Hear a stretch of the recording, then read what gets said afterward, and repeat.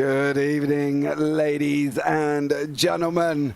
And we're back again on Sunday night for the IGP Super Formula Light Series, Season 1 of 2025. I know we're not quite there yet at the moment, but we are almost there anyway. We've got about 2 weeks to the end of the year. So we are in round number 1, and we will be kicking it off at Circuit De Barcelona, or as most of us know, Catalonia. Let's bring you up the schedule for this season. You can see round 1 starts today, then we're off to Virginia GP on the 29th, Watkins Glen on the 5th of January, then we've got Phillip Island on the 12th, Mugello on the 19th, then Monza on the 26th of January.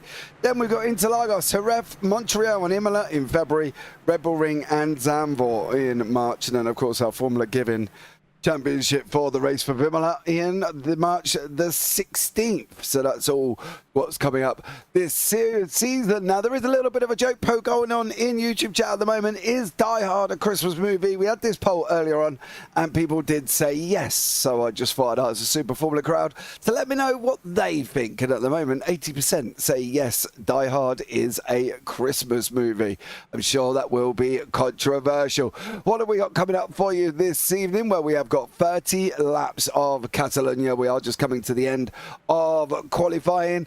The magenta zone, as you know, there's no active overtaking runs right the way out till turn 9. Now, if you don't know where turn 9 is, it is literally at the top of the circuit. So just where car number 3 is at the moment, which is Lee Aberdeen, that is where turn 9 is, just up here, this right-hander. So there's no overtaking up to there, and then they're free to race after that for 30 laps of action.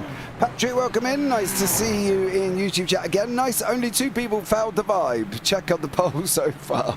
Yes, 2 people have said that Die Hard is not a Christmas movie. If you think anything different, let me know in YouTube chat and tell me why. I've obviously watched it. I think it's a Christmas movie. It's set at Christmas. Yes, it does have hostages and everything else going on at the same time, and Bruce Willis blowing things up, but I still think it's a Christmas film. You only ever see it at Christmas on Netflix and Disney and wherever else, and Prime or whatever else you watch. So I do believe it is a Christmas movie. But let me know if you have any comments below and whether or not you think it is a Christmas movie. Now, let's hope Mr. Tom Cairns, who was joining myself, I'm Joe's Parfitt by the way, has watched Die Hard, unlike Mr. Ewan O'Leary a little bit earlier on for OGLL, who had not watched Die Hard. Let's bring him into the booth for our first conversation of the new season. Tom, welcome in. Please tell me you've watched Die Hard. I've not, James, but whenever I think of Die Hard, I keep thinking of the demo on PlayStation 1 that I played on it. And I have to say, it's probably one of the hardest things I've ever played on, ironically enough. But yeah, there you go. It's I don't know whether I want to class it as a Christmas film, because I don't know what makes it so Christmassy. It's set at Christmas. That's about it, dude. To be honest with you, it's set at Christmas in a building that's celebrating Christmas with a Christmas tree. I see. You don't sound too impressed, mate. Well, to be fair, if it does involve Christmas trees and people are celebrating Christmas, then fine, so be it. That probably explains why I haven't even seen the film, or any of the Die Hard films, because I know there's about 5 of them or something like that. Yeah, I've only watched 1 and 2, I think. After it got to, I don't know if I've watched, I can't remember which ones I've watched, to be completely honest. I think I've watched 3 and a few others, but that's about it. But, you know, look, this is the thing. It's an open interpretation to the debate of whether or not Die Hard is a Christmas film. That's literally it. It's everybody's opinion. There's no right or wrong answer, guys. You're not going to get chastised for saying no or anything like that.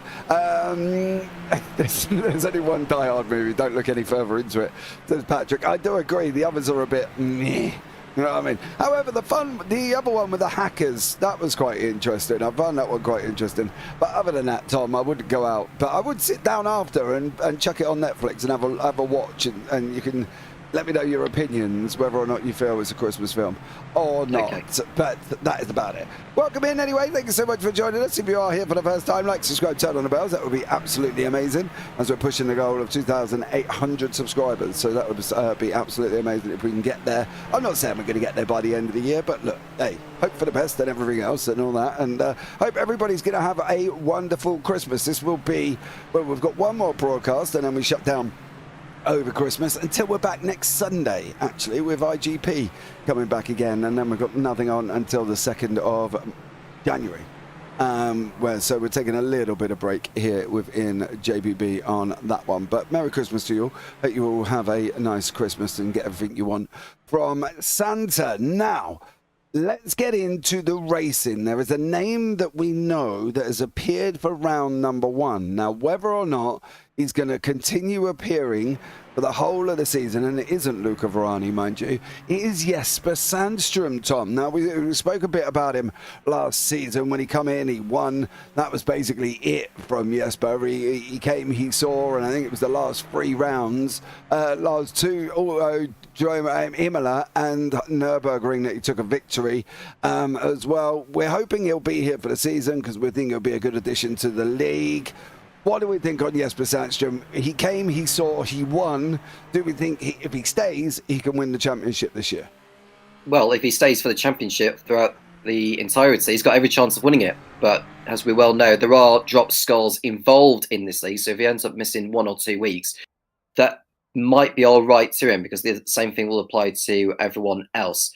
But he's got the likes of Simon Frelick, Tony Jimenez and Luca Varani, as you've rightly mentioned, who are going to be at it again. There's no question about it. Watch out for Olszewski as well, who had a terrific end to the season with victory at the last round at Hockenheim.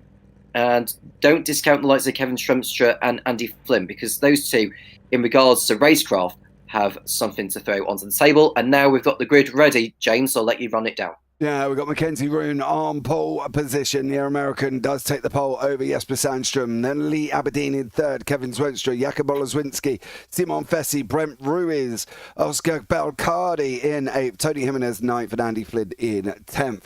Then you've got Luca Varani and Ludovic Rancon round out the top 12. Then behind that, we've got Kenzie Neuhoff and Eunice Amal with Andrei Raskowski and Dennis Corner in 16th. Vibard Rabelard, Carter Lundy, Jonathan Cazzola, Chris Trott, Stefan Dodora, Alex Matey, Clark Williams, Koji Ito, Bart-Jan van der Laan and Daniel Vogel rounding out the top 26. Then we've got Chris Bell and then Allard van der Linden in 28th. No, Van der Hoeven, sorry, in 28th place.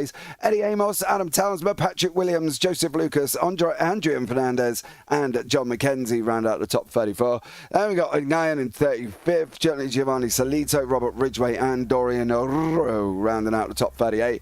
Then Jesse Leroy, Joshua Andrew Edwards, Patrick Rowland, Zoltan Zamora, Didier Savard, Smiley Labe, Jerome Lamy is back, and Kevin Byland in 46. 46 cars out on the racetrack. They're all going to be led away from Mr. Mackenzie Roon.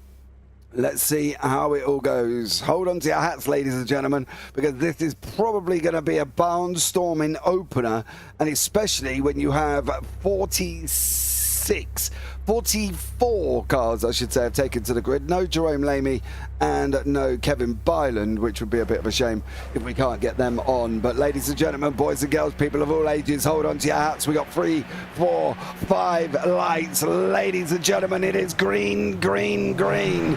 Mackenzie Roon got off to an absolute flyer, as he normally does. Now, don't forget, it's no active overtakes, but it doesn't mean that Mackenzie Roon has to slow down. He's going to go full flat to try and keep this lead as much as possible. You're going to see puffs of smoke around the circuit. We'll talk about the new particle model that's come in iRacing this season.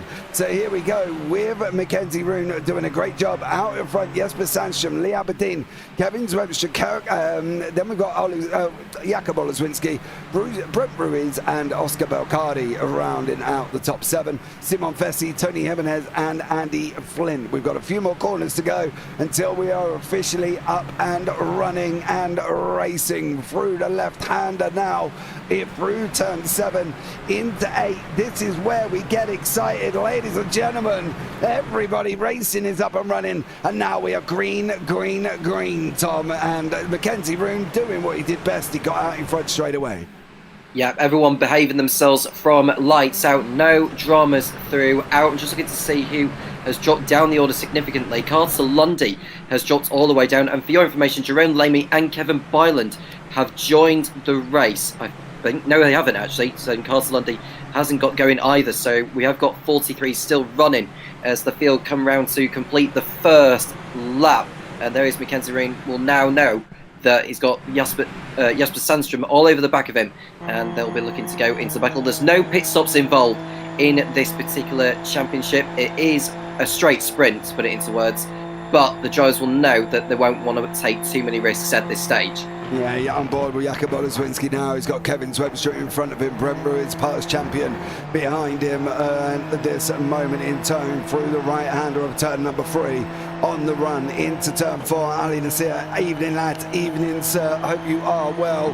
Here we go. It's staying on board at this moment in time with Oleswinski. Can he clear Kevin Swebster going into turn 5? One of the things I do want to touch on, and I'm not the only one, I think, is with Catalunya, it has been known to not produce many overtakes. That's the problem with this. We have got a lot of cars on track here. We don't want to follow my leader situation. We want them overtakes. We want the battles. What do we think is going to happen? Because it is renowned for a lack of overtakes, especially in the sim racing world. Well, what's worth mentioning, James, is how abrasive the track surface is, and that's why I think the drivers are not wanting to throw everything at it at this stage of the race. Mackenzie Roon just happy to hold firm ahead of Sandstrom, who is right on his tail actually, so it'll be good to know what Sandstrom will be thinking at this moment in time. But Roon has it all under control at this early stage, and yes, Catalunya is synonymous for being a circuit not seeing that many overtakes, but let's hope the drivers can prove us wrong over the course of the next 45 minutes. Yeah, there's been a few people off. Ludovic Rancon off, Edwards off, Trott has been off, Jesse Leroy's been off as well. There's been a few taking diverts off the side of the circuit. There's more action further back. You can see it there. Stefan Dollerer is following Chris Trott coming down into turn 1. That's Rabelard on the left-hand side.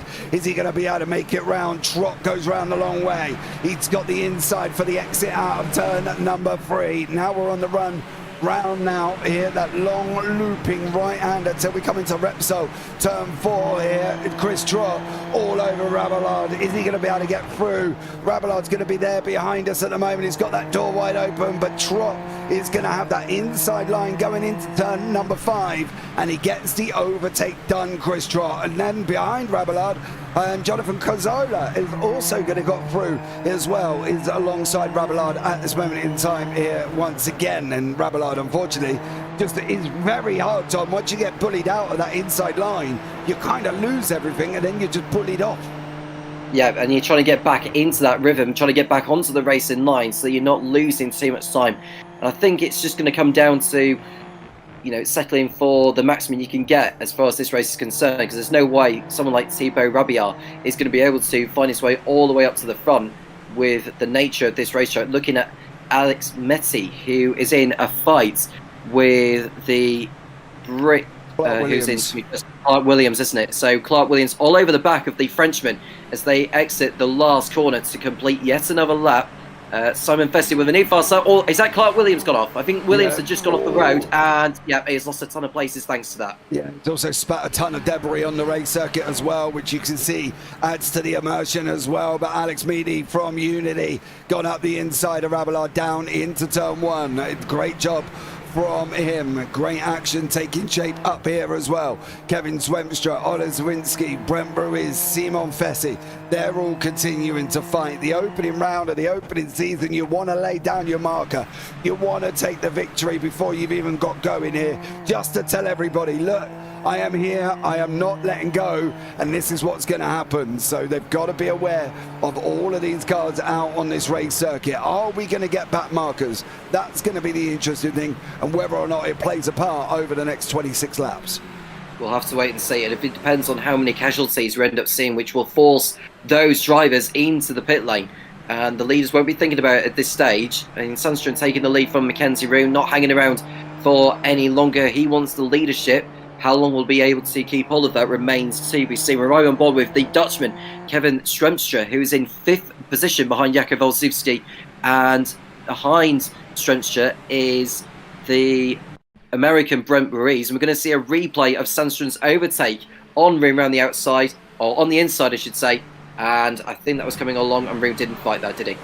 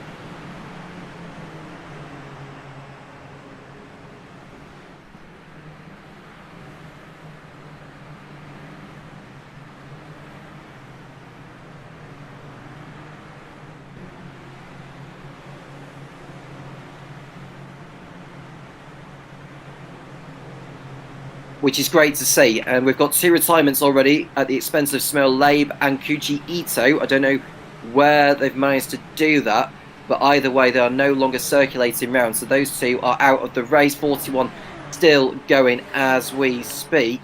Although I think Smil Labe might be coming back onto the racetrack, is he? Or is it Kuchi Ito? If it's Kuchi Ito's gone back on circuit now, you can see he's just exited the pit lane, and this could be a little bit messy here, but thankfully he stays out of the way. Yeah, Koji goes on the inside there as well. Excuse the issues with the microphone on that one. Luca Varani now battling it out with Oscar Belcardi, battling wheel to wheel again here. And then behind that, we've got Yunus Amal, Denny Cornu, Andrei Vaskowski, all in this mix. Varani's going to have to either make a decision here. He's got to either take it really easy, or he's going to have to get out his elbows and try and battle away, because the Unity Racing boys have just squashed him in. They've compacted him, and looks like Amal almost off the side of the circuit. There he is, just seeing the front end of his car go straight past us.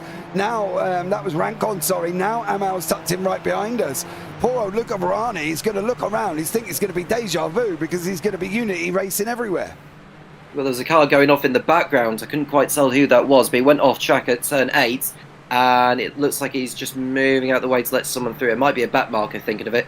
But we're looking at this battle involving Luca Ferrani, who isn't exactly fighting at the front at the moment, and he's just lost a position to Yunus Amal. And now Denny Cornu is looming behind, waiting for his manoeuvre to happen in the near future. And you can see they're heading through what is turn 14, the fast right-hander, which we see. Oh, and that's an off there from Cornu. Yeah, and then he brings on a load of gravel just with him for the sake of it as well.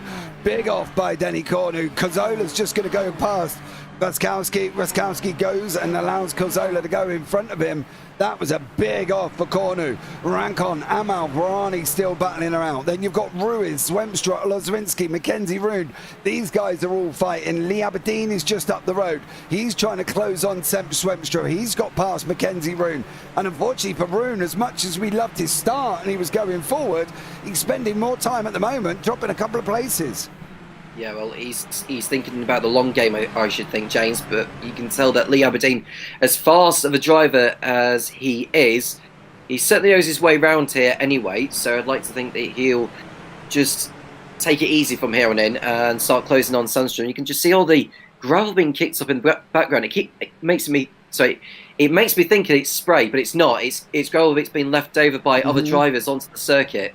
But, you know, you can just tell that, you know, a lot of drivers are making mistakes at this early stage, even though it's not actually shunts. Yeah, but that could be the beginning, couldn't it? That opening round nerves that these guys get, you know, the excitement of being back for another season, and then you start going out there and then you're going for it full bore, and then unfortunately you end up making silly mistakes, and that may have been the situation. You see some of the smoke that these guys are bringing down, the dirt off the racetrack on the side there. Kevin Zwemstra still holding on to that place in 5th, with Ruiz tucked in right behind him, Fessy in behind that, and Oleswinski in front of him. He's kind of settled down a little bit further back. Stefan Dodderer has just passed Andrei Verskowski. Very dusty out there, Tom. You can see the smoke coming off. You can see the bits of gravel that is taking shape as well. And it's very, very difficult at this moment in time, especially with grip levels. Yeah, absolutely. And you can just see the drivers just circulating round in the turbulent air of the cars in front, which could put them off a little bit if they're closing too much. We're right on board with Brent Ruiz, who's doing a fine job so far in 6th place behind Kevin Strumstra, going through turns 7 and 8. And this is the fast right-hander of Campset. And no mistakes there, but we haven't seen a lot of drivers run wide so far in this one on lap 8. Oh, there is Ruiz on the inside. He's going for it on Strumstra, but Strumstra sees it. Yeah, not the most easiest place to overtake in turn 10. It's not a traditional overtaking position, but then again, this whole circuit's not a traditional overtaking position, because the only good thing about this layout is we don't have that horrible Yankee chicane on the right hand that just spoils the run. This is going to be Ruiz's run now. If he could have kept his foot in there, he would have been tucked up right behind Zwemstra. He's being pulled in with the draft. Here we go, ladies and gentlemen. Watch this. Brent Ruiz is going to ease past Kevin Zwemstra. He's going to take that inside line. Zwemstra's got to go in deep and try and run him around the outside. He hasn't managed it. He even gave Ruiz the apex on the exit of turns number 2 there. It was job done for Brent Ruiz, and he did it early.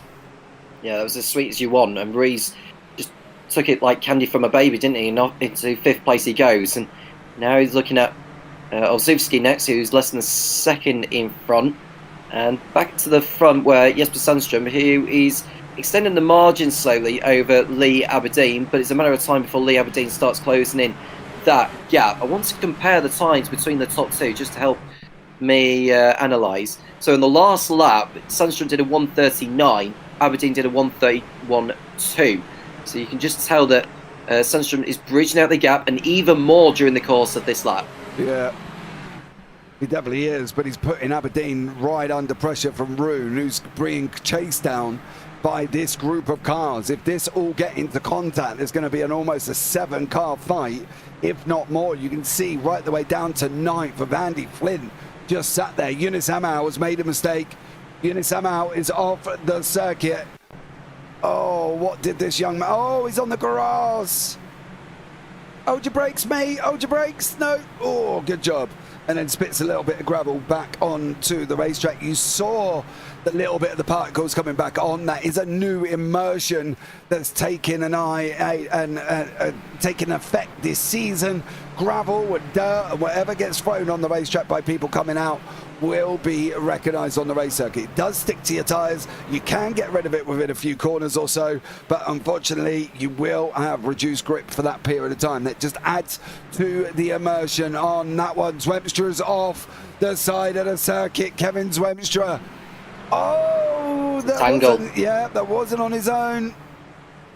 That wasn't Denny. Oh, was it Denny Cornell on that? I don't think it was. It was one of the other Unity Racing cars that tangled with him. Yeah. Oh, now he's having a horrendous time for Kevin Zwemstra. He's overheated the rears, James. He's overheated the rears when he was spinning. That's why he spun again. There you go. Look. So he's back in the pits now, and it's race over, unfortunately, for Kevin Strumstra. Yeah, not an great opening race for this. Out of left field, but keep an eye on Mad Dog Eddie Amos. I played squash with him this morning, and there were times when I felt like he was actually trying to hit me with the ball and the racket. I played squash, Tom. I can very much go with that opinion. But as you say, the Mad Dog Welshman is down here in his Tron liveried machine, chasing down Joseph Mark Lucas, and he's got Robert Ridgway in Robert's new livery there as well in the James the Parfait Ridgway Racing SFL setup racing team. out there as well. But Robert Ridgway's livery looks absolutely amazing. Eddie climbing back through the field, up 4 places here as well. Biggest gainers in the race so far within the top 30. You can see Fernandez is up 10 places, Ridgway up 11. Ridgway at the moment is the biggest gainer of that of the race, because at the moment there's nobody else that's got in with him at all. So great job from Robert Ridgway. We're going to go into Bart-Jan van der Land's little pack. He's battling it out with Rabelais. You can see the smoke, Tom. They've really brought that effect in, and you can see it on the circuit visually as well. Yeah, you can see it, along with the kicks of dust that Kevin Strenstrup probably brought back onto the circuit a lap ago. This is Bart-Jan van der Land, who is situated in 19th position behind Thibaut Rabiar, and in front of those two is Clark Williams, who's trying to make up for lost time. But the trouble for Williams is that he's 4 seconds off the next driver ahead, which is Stefan Dodderer. So he's now going to have to go into defensive mode, which will make it even worse for him, because that way he'll end up losing even more ground to the car ahead. That's the problem. That's everybody's problem. You battle, you fight, you lose time, but you want to gain time, so you've got to battle with the person in front. That's the issue. There isn't a way round it, unfortunately. You lose time because you're battling. It's like this general scenario with, if you play iRacing in YouTube chat, you might be able to go with me on this one. You go for IR because you want to improve your rating, and you lose SR. You want to go for safety rating, but you lose IR. There's no ever a combination where you can do both. You will find a lot of people, and I know a lot of people, that have got 4.5k, 5k I rating, but they're on a B license, because you can't do both. But Van der Land at this moment in time is trying to go after Rabelais. Rabelais's on the left-hand side, I believe. At this moment in time, he has lost that position to Van der Land. Van der Land's got to take him around the outside. He's got to now get his nose on that inside. That's going to give Rabelais the inside for turn 3. Van der Land's now got to try and swap through. There was a Unity race and a Yunus Amal clearing Daniel Vogel at the same time there, and Amal got the job done over Dan Vogel in the background. But that's the problem, Tom. When you are battling, you're going to lose time to the car in front. There's no easy solution to it. There isn't, but Rune has got through on Aberdeen at last into second place. That move was coming all along, I thought. And now he's going to have to go like clockwork to get after Jesper Sandström, because we are 12 laps nearly into this race, 40% of the race distance completed. Can Rune fight back and snatch victory from Sandström? Can I say no? I'm not entirely sure if he can. I love Mackenzie Rune and he knows this and everything else. I'm just not quite sure if he's got the pace to get near Jesper Sandström, and that's no disrespect to either of him or that. It's just an opinion that I've got a funny feeling, not quite sure if he's going to be able to get up to him, especially with Aberdeen, especially with Oleswinski battling away in the background. That is my situation.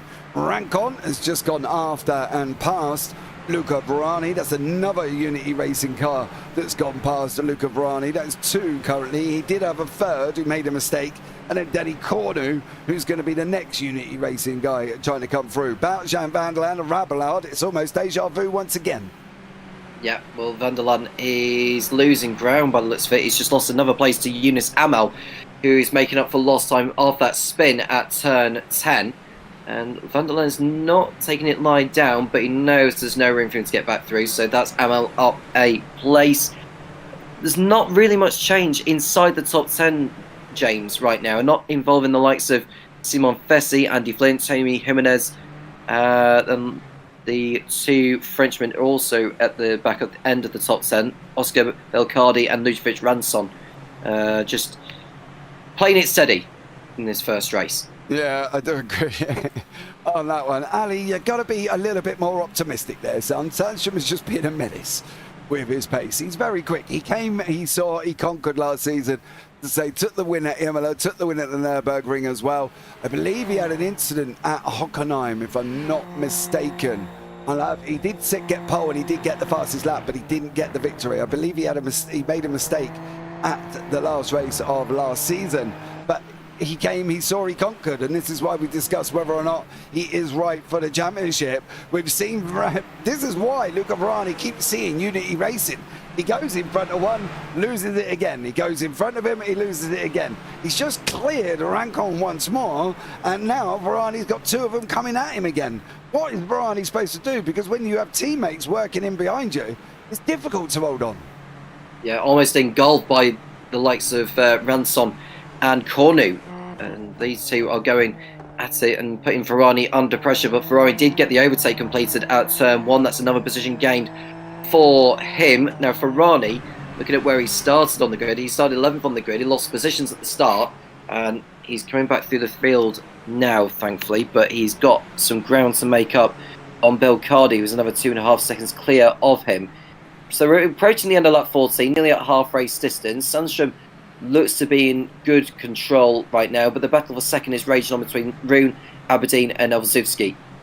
Even Jakob's losing a little bit of time to the guys in front on their run round the final corner here as well, through what will be officially turn 14, because 15 and 16 is the janky chicane on that, and we have taken it out. That is a back marker that's just been lapped on the right hand side. I believe that might be Alex Meaty from Unity Racing. It's not actually, so was that Daniel Vogel who's just gone and done that, brought the gravel with him and then spread it all over the side of the circuit. So that's very nice of him to decorate the racetrack with gravel coming out of that corner. Maybe we could have kept it off the racing line, but hey, we won't go into too many worries about that. Aberdeen under pressure from Olezwinski here as well. Now, Tom, a battle that's going to be raging and could be raging right up until the end. Absolutely. It could go right all the way to the last lap of the race, and that will favour Sundstrom even more. You can just see all the... Do you see it all?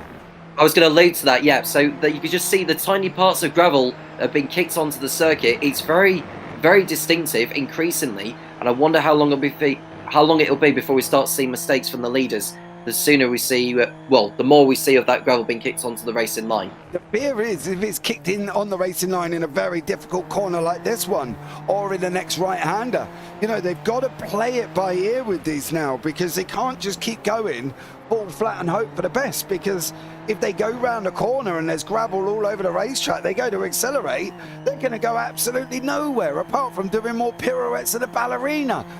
They've got to now really play this situation and being able to work it, and they need to know if there's gravel there, if there's not going to be there. Olezwinski has decided he's had enough of Aberdeen. He's going up the inside now. Jakob Olezwinski is going to get through. He has made it through. The only good thing about this is that's freed up Mackenzie Rune to try and get after Sandstrom. He's clearly got the pace. He did it in qualifying. Can he get him now over the last 14 laps, though, as Aberdeen and Olezwinski do not give up with each other? Now, Aberdeen's posted a new fast lap of the race on the last hole, 1 minute 30.6 compared to Rune's 1:30.8. So Rune is not exactly getting the gap down at this moment in time, but we'll see. The fact that Rune is no longer in a battle of some sort, we'll compare the times next time around when they come onto the pit straight. But you can see that Aberdeen is now in 4th position, and he needs to watch out because he's got Ruiz closing down on him all the time. But Aberdeen will want to get that podium position back from the pole. Yep, he's got it every time. Ruiz has been closing, and that is the problem for Lee Aberdeen. You can see him behind Aberdeen now. There is Ruiz. He pulled out 2.5 tenths on the last lap alone. He lost a bit of time on 13 and 14, but look at the gain on 12. 8 tenths. That's literally nearly 1.5 seconds he's pulled out of Lee Aberdeen over the last 5 laps. What's he going to do on this one? Aberdeen spitting up dirt on that outside line. Here comes Ruiz once more. He's going to get the draft. Another 0.5 second for Brent Ruiz. Ruiz is coming. This 2-car fight is going to very quickly turn into a 3-car fight. Aberdeen goes round on the inside, gets the job done, takes off Olezwinski's nose as well. He didn't have a chance to come back at him. Olezwinski takes a wide line round through turn 3, trying to come into 4 there, Tom. Olezwinski's trying to come back at him, but it's a very difficult part in this middle sector. Well, he may have to surprise him at some stage. Rune got the gap down by a 10 nearly on the last lap on Sandstrom, so let's see if he can try and close that down even more. It was a good overtake from Aberdeen. Olszewski leaving the door open on the inside. and Aberdeen accepted the invitation. Ferrani's dropped back to 11th position behind Ranson, so he's not had the best time of it. He's not had the best of races so far, but it could be worse. But we'll have a look to see. That's Cornu going for a spin at turn 3, and he very nearly came back into the path of other drivers. Yeah, I'm just trying to see where. I wonder if he's already snapped at that point, because he got overtaken here by Luca Verani. We have gone back a little bit further just to try and get the idea of what happened to Denny Cornu. Cornu on the inside there, Verani on the outside, a big puff of smoke coming out of the tyres. Cornu over the curb. Oh, he's got a slide on. Is there going to be contact? I don't think there was, and that's how he's ended up there, but he already lost it on the exit of turn 2. Yeah, and very nearly took Luca Ferrani with him for good measure, and that cost Cornu places and time. Aberdeen under threat from Olszewski, who's determined to get that podium position back for 3rd position. Rune's lap time compared to Sundstrom was very identical, it has to be said, so there's no real gains between those two. Fessie's in 6th position. There seems to be a gap between towards the bottom end of the top 10, as though it seems. It's outside the top 10 where the real battles are going on. There is Newhoff, who's gone through on Cornu for 15th place, and there was another battle going on further behind, involving Van der Laan, who's been overtaken by Thibaut Rabiat for 19th. Yeah, and then you got Pat Williams from BWRT having a go with Adrian Fernandez Centuron there in 21st. I'm not quite sure where Mr. Eddie Amos has disappeared to. He's back down in 29th. He must have had a bit of a drama somewhere for Amos. Rabelard and Williams side by side. Rabelard gone past. Williams has gone, unfortunately, onto the gravel, and we'll bring that on to the racetrack as well. But Kenzie Newhoff trying to escape from behind him from Cornu at the moment. Not the most easiest thing. Here comes Cornu now. They are going down into turn 11. Cornu's not going to get it done this time around, but it's going to be tough for Newhoff. Don't forget, Newhoff was a past champion of this season as well, of this series, and he's literally sitting down in 15th. He's had a prize. He's gone round. Oh, Kenzie Newhoff. Could that be the gravel from other drivers going off there earlier? This is the thing, you really can't tell at the moment. Well, you can't really tell from that angle either, unfortunately. Let's see if we can get it a little bit somewhere else. It's possible, but this is what I said. If the gravel's off at the right point, it's always going to be difficult. Unity in Cornu, Unity in Amal. Trot in the middle, doesn't care who they're from. He's going for it, Chris Trot. He's got the inside of Unity somehow. They go free right round to 3. Oh, where is Cornu going? He just seems to have a massive amount of understeer there. Couldn't get the car rotated at all. No, he went way offline, did Cornu. Overshot the first corner, went off the circuit, and that allowed Trot and Amel to go through. But Trot is able to just hold on for now. He's got the inside line forces. Yeah, very robust, but I think that was fair. Yeah, Eunice somehow there goes through. I believe Cornu went off the side of the circuit again. Cornu's pushing way over above at this moment in time for Danny Cornu.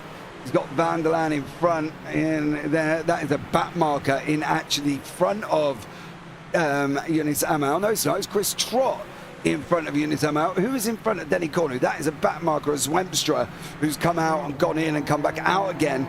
Jakub Oleszewski's just set the fastest lap of the race here. He's now starting to close in on Aberdeen. They're all gaining on Mackenzie Rune, and nobody's getting any closer to Sandstrom. But Rune is not gaining on Sandstrom. Rune lost a lot of time on the last lap alone. Looking at the lap times between the top two, I can tell you a couple of tenths Rune had lost on the last lap, but I think it's safe to say that Sandstrom he can afford to just take it easy and have a bit of a breather for the time being, while Rune, Aberdeen and Olszewski, and perhaps Ruiz as well, can have a fight amongst themselves. Yeah, 2.5 tenths he lost over that last lap at Mackenzie Rune as well. He did pull literally a tenth and a half back on 16 and 17, but he's just lost time over and over and over again in between that one. once more. Voskowski is coming through the field. He's having a nice little ding-dong further back. That's Zoltan Zamota in the mix with him, the blue there, and Voskowski in the yellow, red and black machine. That's one battle that's taking shape further down, literally taking shape further down. Zamota went big on defense there. Voskowski had to go around the outside. He's going to go around the outside of turn 4. Wow, round the outside of turn 4, Tom. Voskowski gets the job done going into 5. That was a super overtake there on Zamota, and Zamota has got the Brit behind him, who is in 31st place. Just like I say, Chris Bell is the driver who's trying to get through. There is Aberdeen, who's going toe-to-toe again with Olszewski by the looks of it. Side by side they go. Oh, sorry to interrupt there. Ruiz was coming, and I thought he was going to make it and try and squeeze through the middle and make it 3 wide.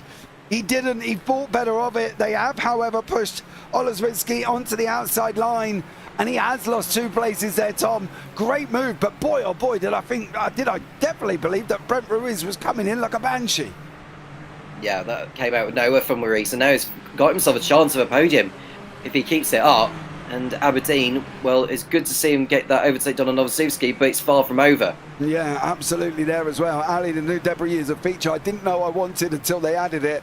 Added a dynamic feel to each race. Well, I'll tell you what, Ali, go out and drive the Gen 3 supercars and then tell me that you want the debris feature. Because trust me, with a car with very little grip, mate, you definitely you don't want debris on the racetrack because you get even less grip than you do already in them beasts. But it is a very nice feature as well. And, you know, I hope it's all well balanced and it's not going to be causing too many issues. You can see Aberdeen just spitting it up there on Brent Ruiz and out Olszewski.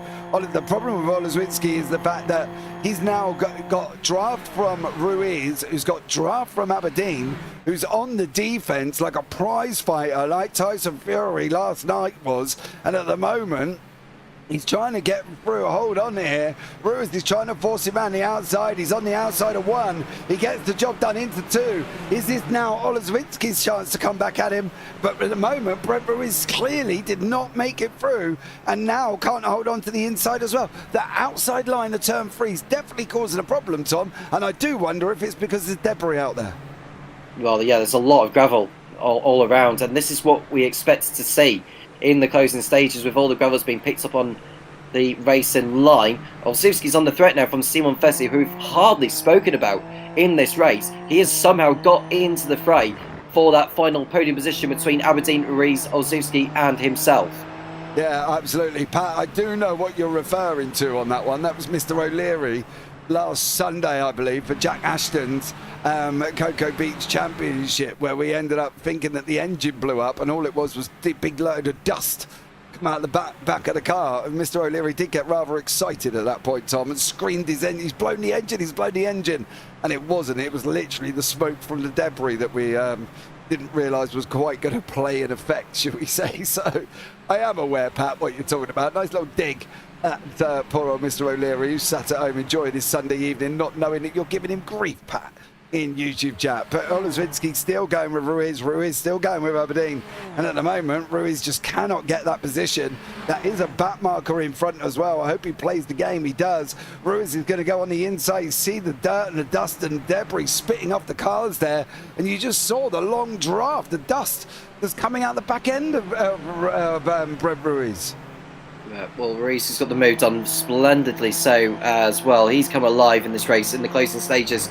And will he have enough time to go after Mackenzie Roon? My prediction would be no, but never say never at this stage. We've not seen as many personal bests being put on the board from drivers. You can tell by the fact that the tyres are pretty much beginning to fall away at this late stage. Aberdeen in 4th place again. And he's going to, with it all to do, if he's going to come away with a podium to open his account for the season. But even if he doesn't, it's still important points towards the championship. Yeah, you got to get points on the board there. Pat's now sucking up in YouTube chat. It's grief in a loving way. I'm not entirely sure, Pat, to be honest, on that one, mate. But we'll take it like that as Aberdeen's trying to close in on Brent Ruiz. Ruiz round the right-hander of turn 12. We got turn 13 just up the road. Watch this from Aberdeen. He's going to use that drive. Look at the spit and the dust and everything come off there. Gravel on the tyres. It does dissipate after a lap, after a few corners, but there it was quite quick to go. But now keep an eye on not only this situation, but the Oleszewski in behind him as well. They're going down exactly the same time. There's somebody coming out the pit lane. Stop! Whoever that is. On the inside he goes. Is he going to be able to get through? He's not. Oleszewski's not been able to get through either. If that guy come out of the pits, oh my dearie me, what has Stefan Donnerer and Clark Williams done? Whatever they did, I think they did it together by the looks of things. Oh, it's just so wide. Yeah, he spins first, and I think Williams collects the car afterwards. Yeah. Wow. He had nowhere to go. Either Clark wasn't seeing round the corner. You see the puff of smoke. He's trying to turn. Oh, he come back on. Oh, Stefan moved a little bit back onto the racetrack and put him off there. And both, that's the problem. Williams had nowhere to go on that one. No, I mean, Williams maybe should have. I don't want to say he should have, to be honest with you, because I think it was a racing incident. It's just very unfortunate. I mean, Donnerer had his spin, which was bad enough, and then Williams just couldn't quite read into it in time. Yeah, Ruiz now still continuing to fight with Aberdeen. Oleszewski's got to come here now. He's got to come and get him. We're on lap 25. We've got 5 to go. And here we go on this one. Is he going to be able to come? This is the 3-car fight. This could turn into a 3-wide scenario very, very shortly. Aberdeen's pulled out. Oleszewski, where are you going to go? Is he going to go and tuck it up the middle in turn 1? He's looking, but he's gone all the way into the... Oh, no, he hasn't. Aberdeen's gone through. I tell you what, the door was open for Oleszewski. If he had an opportunity and felt big and brave, he would have gone through on that one. It would have been a Constantine collision, James, had he gone for it. He did the right thing to just hold back and just allow those two to tussle amongst themselves and wait for another opportunity. So Oleszewski in 5th place still, ahead of Simon Fessy, who's dropped back. He ran wide a couple of times since we spoke about him when he got into the battle, but it looks like he's going to be settling for 6th position, subject to anything that happens further up front. We're looking at Eddie Amos, who has been in the wars. He's been off the circuit at turn 10. No, look at the debris causing that. That was just awkward at best. And Tom, you can give him grief now because he's just spun on the race circuit there for Eddie Amos. It's awkward, isn't it? You can feel the car going, but you literally can't do anything about it. You brake and it makes no difference. You floor the throttle to try and get it round and it doesn't make any difference. It is just so awkward and almost meh in a way because you just can't do anything about it. Fessy has spun, James. Fessy has spun, I believe, at turn 12. He was running in 6th position, but he's dropped down quite heavily, and he's probably coming together with some... No, on his own. He's spun by himself. He's spun it by himself there. But we're going to go back to the battle for P3. This is Brent Ruiz round the outside of Lee Aberdeen into turn number 1. Has he got the move overtake done? Got it made, and he's got through. Brilliant overtake from Brent Ruiz. Yep. Now Aberdeen's going to come back at him. There as well, you go on the outside of turn 3, you get very, very slow, and you saw Brent Ruiz got the job done there, got the job done. You are a passenger at that point. There's nothing Clark Williams on the incident that we saw could have done about it, to be blatantly honest. You just sit there and hope you don't really badly damage your car, but you're in open wheelers, they're about as flimsy as a piece of paper. So behind that, we've got Belcardi, Jimenez and Rancon, but these guys are not leaving each other alone at this moment in time. The other battles is Josh Edwards, Dorian Oruro and Eddie Amos further down in 27th, 28th and 29th on that one.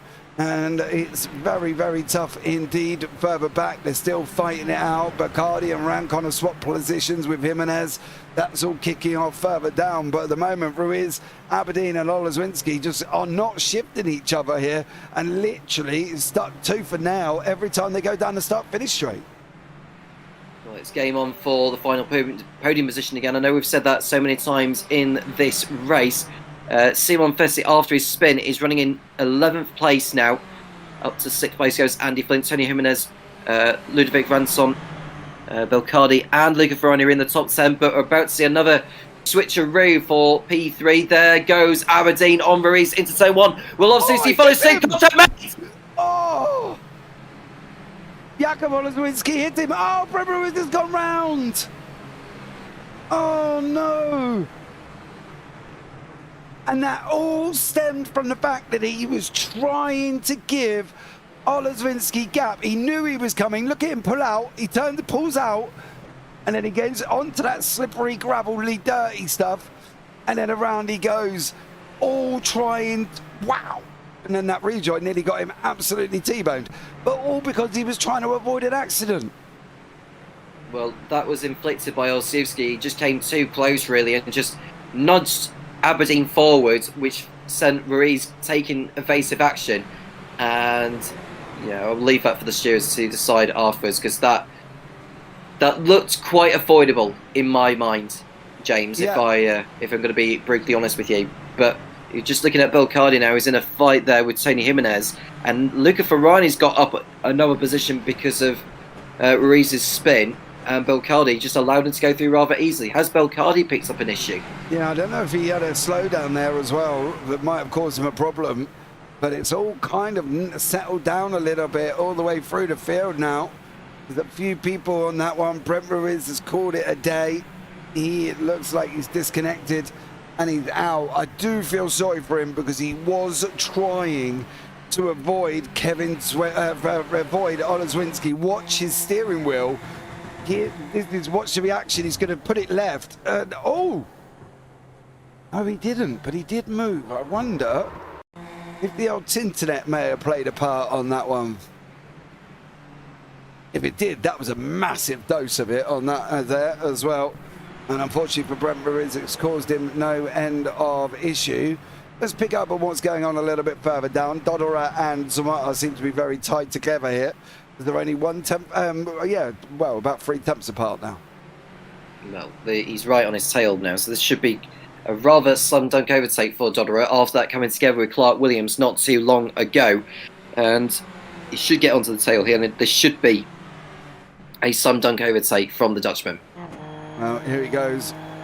Stefan Dodora there. There goes Williams. Job done. Through he goes. He's now going to settle in. Is he going to come back at us again? No, backs away and allows Dodora to take that position. Oleszewski hit Aberdeen there. Yeah, he did. And that's why there was obviously the situation with Brent Ruiz. He was trying to avoid him. And unfortunately, it was just nowhere to go on that situation. Ruiz got very close to Aberdeen at the end. He wasn't anywhere near him. That's the problem, Ed. He wasn't anywhere near him. Ruiz was already off the side of the circuit. He tried to avoid Jakub Oleszewski coming through like an absolute freight train and then caused himself drama in the process. So it's kind of 6 of one, half a dozen of the other there, Tom, for Ruiz. It's whether or not he stays in it and possibly there's a three-car fight, or he does what he did do as Cazzola has just gone past Simon Fessi live on your screen. Cazzola in the green SRP machine with Fessi in Unity Racing. Tough decision for Brent Ruiz. He tried to avoid the accident, but it kind of cost him his race. Yeah, well, he would have got tangled up had he not taken evasive action, so my sympathies go to him. But now we've got a battle for third place still between Aberdeen and Oleszewski, who are about half a second between each other now. We're on the penultimate lap of the race. Sundström on his way to clinching the first race win of the season, picking up from where he had left off in picking up from 2024, the last full season of 2024, to pick up a couple of wins along the way. But this is Belcardi, who's got Ruiz right on his tail. Can Ruiz get some recompense himself for and get some points on the board by passing Belcardi? And you can see the lap times are rather identical between Sandstrom and Roon. I think they know that they're going to be settling for the positions where they are. But there is Jesper Sandstrom. After taking the lead from Mackenzie Roon, he's been hardly troubled. No, definitely not. He has just gone out in front. He got past Mackenzie and see you later. That was it. Adios, Jesper Sandstrom, coming into turn 5 for the final time. He's just been a machine once more. has that Jesper. He's come, he saw, he dominated, taken the victory again. Can he stay for the season? You do not know how imperative it would be for Jesper Sandström if he can make it every single race. We think he would probably wrap up the championship. Jakub Oleszewski looks like he's just been off the circuit because he has lost an absolute bunch of positions, and he is already going round on the pit straight.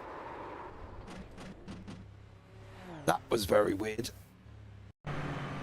Oh, it was all on his own coming through 14. We need to go back though because Jesper Sandström is going to take the victory here in the first round of the season at Catalonia. Jesper Sandström makes it another victory going into 2025. Great job from him. Mackenzie Roon in second place, and Lee Aberdeen, after what seemed to be a battle after a battle after a battle, comes over in third. What's going on with Oleszewski and Bart-Jan van der Laan? Oh, van der Laan runs a little bit wide, and Oleszewski does go through. Then we've got Eddie Amos also battling out with Edwards. We will pick up on that. Just want to see if van der Laan can get him. It's not a run, it's not a long run down the start finish straight out of turn 14 here. The line's quite high up. You can see it just on the right hand side there. It looks like Oleszewski is going to hold on. He does come over the line, takes that position away. Oh, Eddie! Oh, he was closing as well. Oh, we just got that all wrong. It's going to be another awkward spin. Oh, yeah. Oh, God blimey, he bumped the car. Bumped the car, didn't he, on that one? And went over the curb. Yeah. Did Eddie Amos. Tough. Very tough. As well. Good race, everyone. Good presentation and broadcasting. Thank you. No problem, Ali. More excitement than expected on this track. Yeah, Catalonia is a funky track, Pat. We either have loads of action or you get none, and that's the problem. It's like the Hungaro ring, Tom. You either get lots of everything or you get nothing. Yeah. Well, Eddie Amos is the last driver on the lead lap to cross over the line, so this is now the time to run down on the race result for the first race of the new season. Yeah, these races are all done, and Dusty will bring you up the results here now. Jesper Sandström is your victor. Then Mackenzie Roon in second place, Lee Aberdeen in third. Then you got Andy Flint finishing off in fourth, with Tony Jimenez in fifth. Luca Varani come over in sixth in the end. Great recovery after starting down in 11th. Oscar Belcardi in seventh place. Brent Ruiz in eighth. Not entirely sure how happy he's going to be. Ludovic Rancon in ninth, with Jonathan Cazzola in 10th. Then you got Simon Fessi, Eunice Amal, Chris Trott, Jakub Oleszewski, and Bart-Jan van der Laan rounding out the top 15. Then behind that is Adrian Fernandez, Thibard Rabalard, Danny Cordu in 18th, Joseph Mark Lucas 19th, Robert Ridgway down in 20th, Andre Voskowski 21st, Adam Townsmer, Chris Bell, Ingayan, and Stefan Dodderer rounding out the top 25. Then behind that is Zoltan Zamoda, Joshua Edwards, Dorian Oruro, Daniel Vogel, Eddie Amos rounding out the top 30. And then the guys are lap down, Giovanni Solito, Jesse Leroy, Patrick Williams, John McKenzie. Swempster 6 laps down there. And then Allard van der Hoeven in 36th. Then Clark Williams, Alex Mighty, Kenzie Newell, Patrick Rowlands, Didier Savard, who was 14 laps down, didn't finish.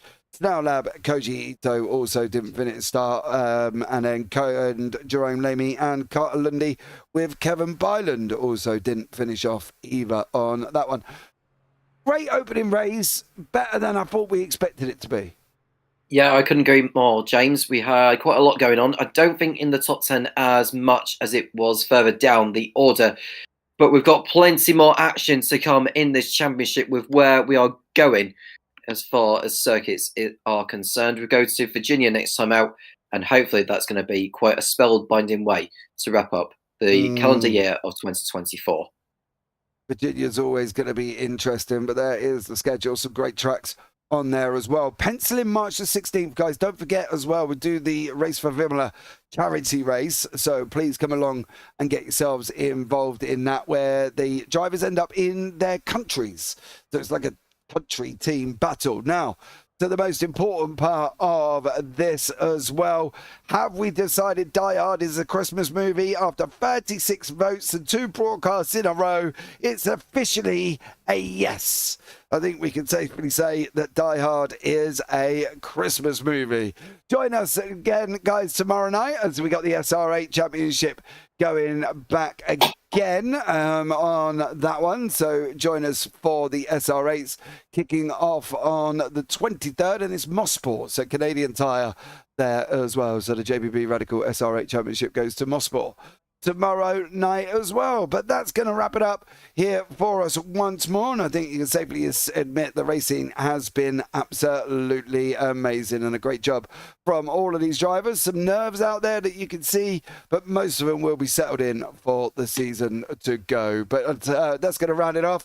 Thank you so much. If we don't see you again tomorrow night for the SR8s, we'll see you next Sunday. But of course, that will be over after Christmas Day. So have a great Christmas.